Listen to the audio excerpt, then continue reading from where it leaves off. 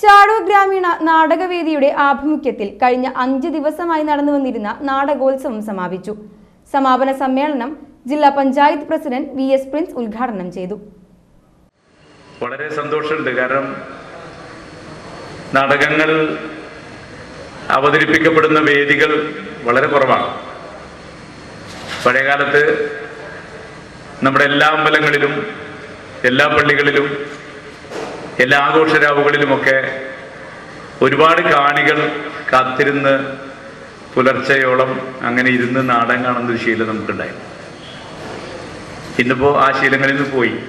ഇങ്ങനെ സംഘടിപ്പിക്കണം എന്നാൽ മാത്രമാണ് ആളുകൾ എത്തുന്നത്. ഇപ്പൊ ഞങ്ങളുടെ അവിടെ കൊടകരയിൽ കഴിഞ്ഞ 3 ദിവസമായി ദീപൻ ശിവരാമന്റെ ഉപറോയി കളിച്ചുകൊണ്ടിരിക്കുകയാണ്. എന്നാൽ അതിന്റെ അവസാന ദിവസമാണ്. ഞങ്ങളുടെ പ്രിയപ്പെട്ട സുഹൃത്തു കൂടിയാണ് അദ്ദേഹം.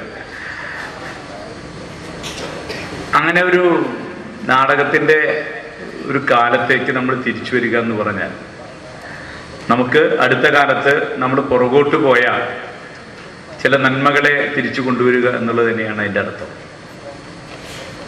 കേരളം അതിൻ്റെ സാമൂഹ്യ പുരോഗതിയിൽ, അതിൻ്റെ രാഷ്ട്രീയ പുരോഗതിയിൽ, കേരളത്തിൻ്റെ സാമൂഹ്യ മാറ്റത്തിലും രാഷ്ട്രീയ മാറ്റത്തിലുമെല്ലാം ഏറെ പങ്കുവഹിച്ച ഒന്നാണ് കേരളത്തിന്റെ നാടക പ്രസ്ഥാനം. നമുക്ക് എല്ലാവർക്കും അറിയാം.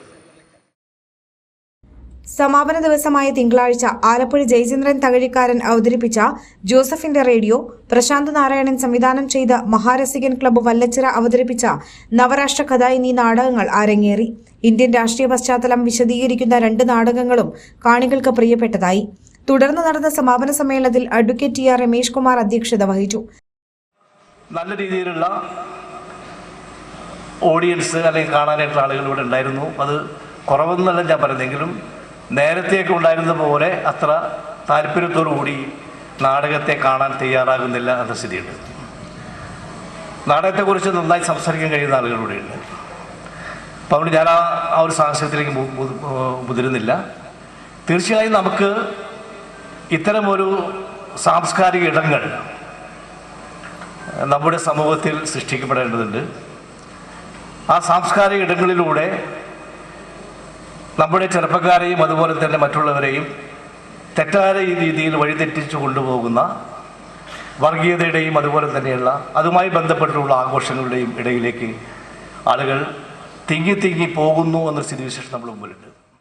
സർവശ്രീ Narippatta Raju, Engandiyur Chandrasekharan, TV Balakrishnan, Shaiju Anthikad, BA Benny, KV Indulal തുടങ്ങിയവർ സംസാരിച്ചു. ലോകോത്തര നിലവാരമുള്ള അതിനൂതന രോഗനിർണയ സംവിധാനങ്ങളുമായി റൈഗൽ ഹോസ്പിറ്റൽ. ഏറ്റവും മികച്ച ചികിത്സയ്ക്കായി എല്ലാ വിഭാഗങ്ങളിലും വിദഗ്ധ ഡോക്ടർമാരുടെ സേവനം. Casualty, pharmacy, ECG, ambulance, nursing സേവനങ്ങൾ 24 മണിക്കൂറും ലഭിക്കുന്നു. എത്ര വലിയ ലാബ് ടെസ്റ്റുകൾ ചെയ്യാനും ഇനി തൃശൂർ വരെ പോകേണ്ട. ഓട്ടോമാറ്റിക് മിഷനറീസുമായി അതിനൂതനമായ ലാബ് സംവിധാനം. നിങ്ങളുടെ ആരോഗ്യം ഞങ്ങളുടെ ഉത്തരവാദിത്വം. ചികിത്സയ്ക്കായി ഇനി മുത്തുള്ളിയാൽ മൾട്ടി സ്പെഷ്യാലിറ്റി ഹോസ്പിറ്റലായ റൈഗൽ ഉണ്ട്. Raigal Medicare hospital, Cosmo building, Muthulliyal. For enquiries and bookings contact 7994223356, 7994423356.